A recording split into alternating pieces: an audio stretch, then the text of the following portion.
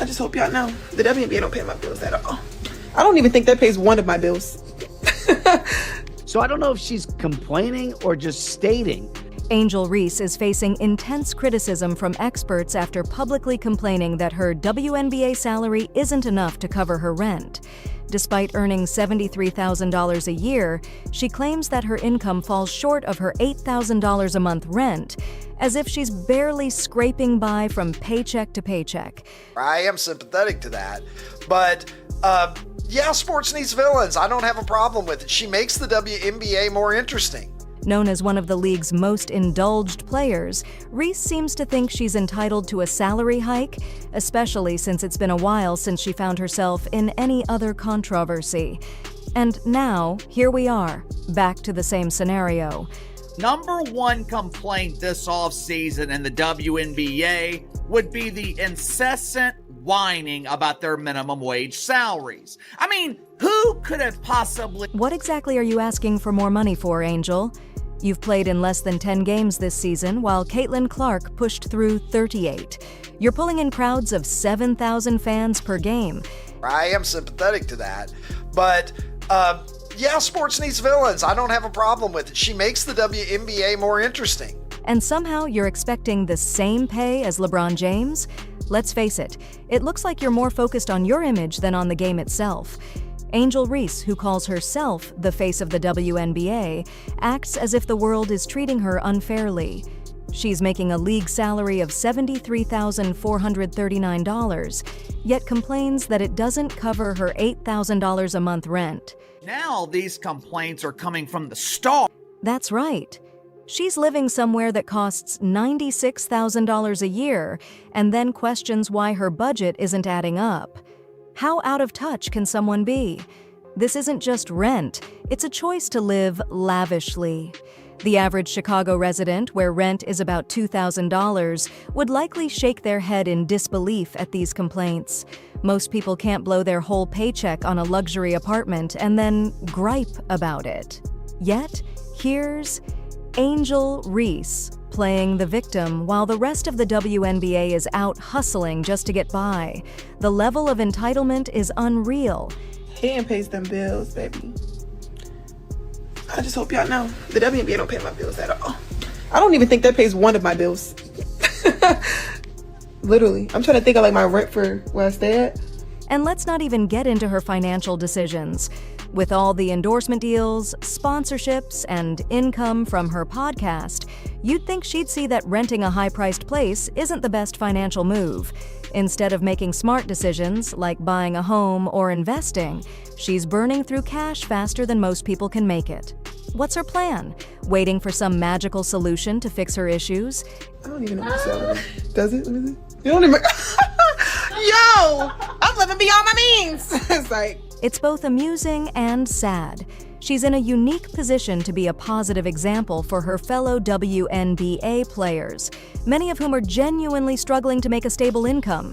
They don't have million-dollar deals on the side. They're relying on league pay and barely scraping by.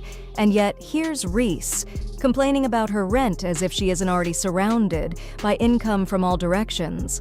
It's a slap in the face to those in the league who are truly fighting to make ends meet. Complaint this offseason in the WNBA would be the incessant whining about their minimum wage salaries. Shaq went on Angel Reese's podcast this week and shared his billion-dollar idea for the WNBA. In the next few moments, you're about to witness the incident that shook women's basketball to its core. We have Shaq, Angel Reese, and a lot of uncomfortable truths to unravel. Bro, a pretty girl dunking on the rim, I'm watching that all the time. You laughing.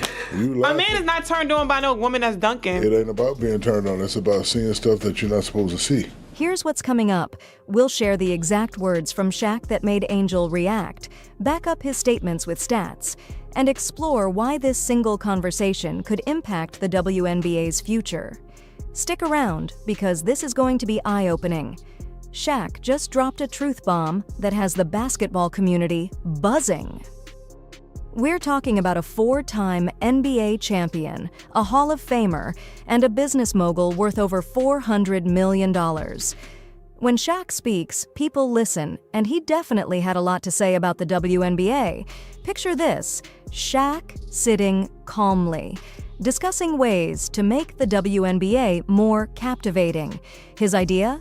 Lower the rims. Let's roll the first clip. And women's beach volleyball, let's just say the net is 10. For women, it's lower just a little bit. I'm not saying lower it to 9.5, 9.6, but just 9.9. Just so we can dunk? Yes. No. No, see?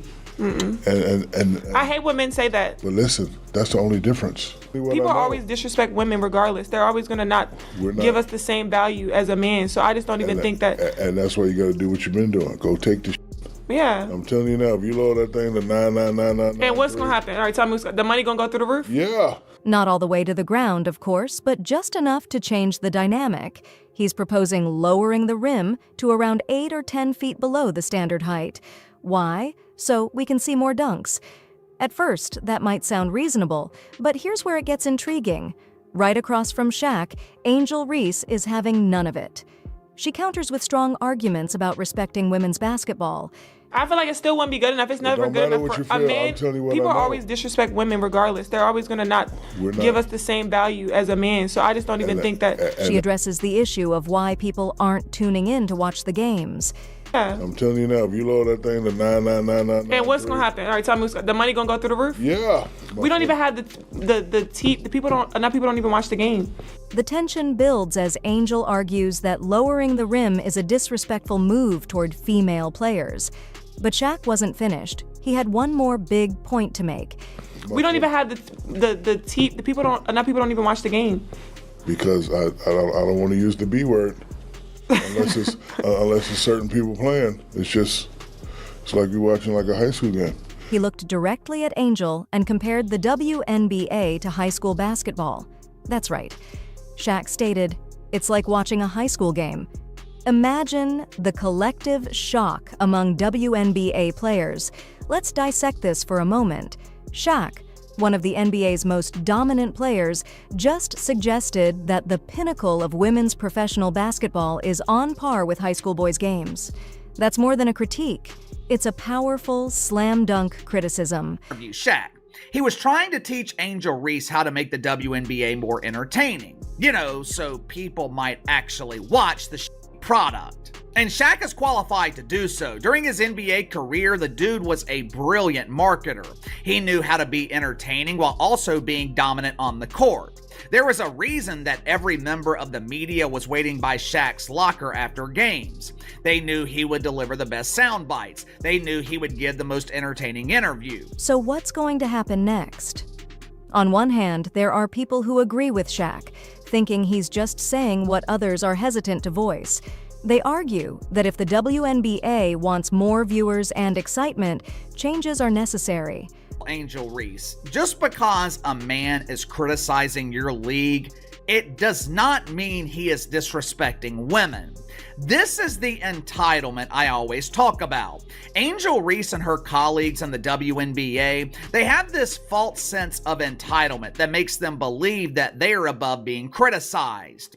Anytime they are criticized, they want to play the victim. Men don't respect women. Oh yeah? On the other side, there's a sizable group of fans and players who find Shaq's remarks both disrespectful and out of touch, arguing that his perspective is outdated.